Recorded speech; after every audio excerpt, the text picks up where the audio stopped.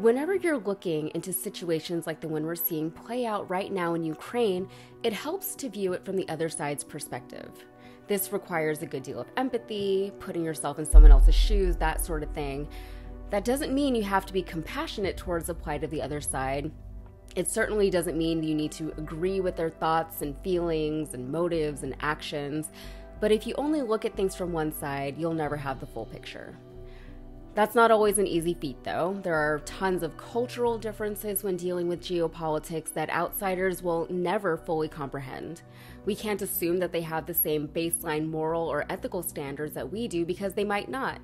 And furthermore, we have to make distinctions between individual citizens and governments. That last bit should actually be pretty relatable to us here. We certainly don't support everything our government says or does on our behalf. And you can't paint an entire nation as either good or bad. On the world stage, Russia functions very similarly to the way that we do.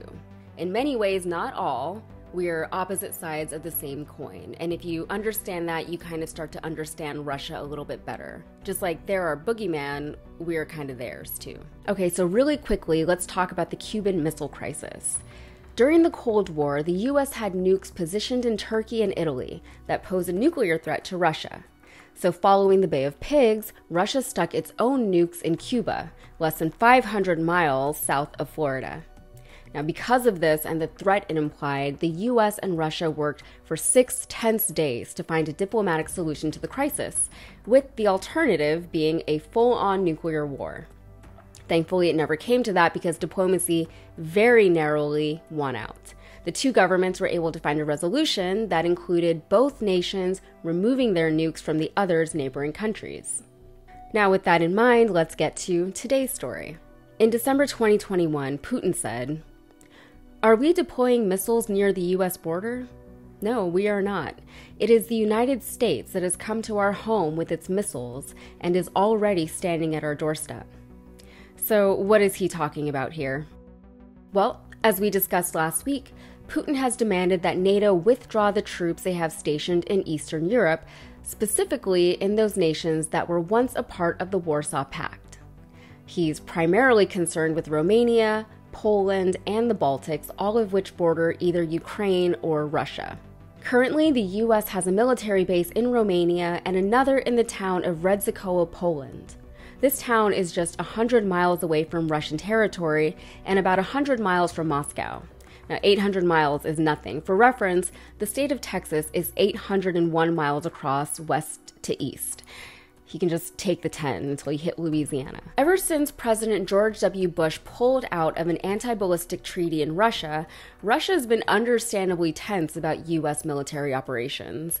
Earlier this month, Putin said, "We tried for a long time to persuade our partners not to do this. Nevertheless, the U.S. did what it did, withdrew from the treaty.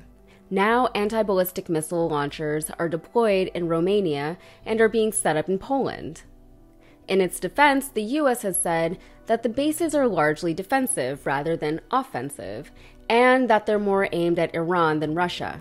Still, it's all a little too close for comfort for Russia, and they're skeptical of our claims.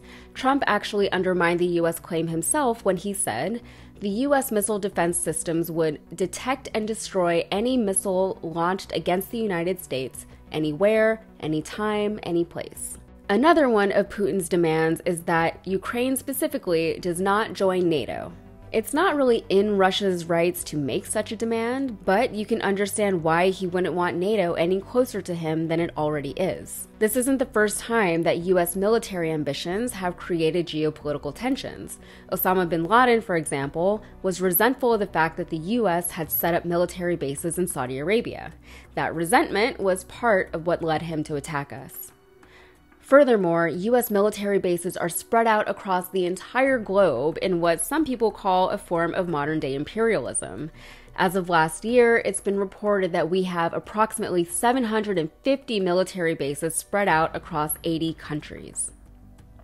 Now, there's still hope for a diplomatic resolution to the situation in Ukraine, perhaps similar to the one we saw in Cuba. However, beyond the geopolitical elements, there are several other variables at play, notably the threat of economic sanctions and banking regulations, other nations potentially joining NATO, such as Finland and Sweden, and the oil and gas industry.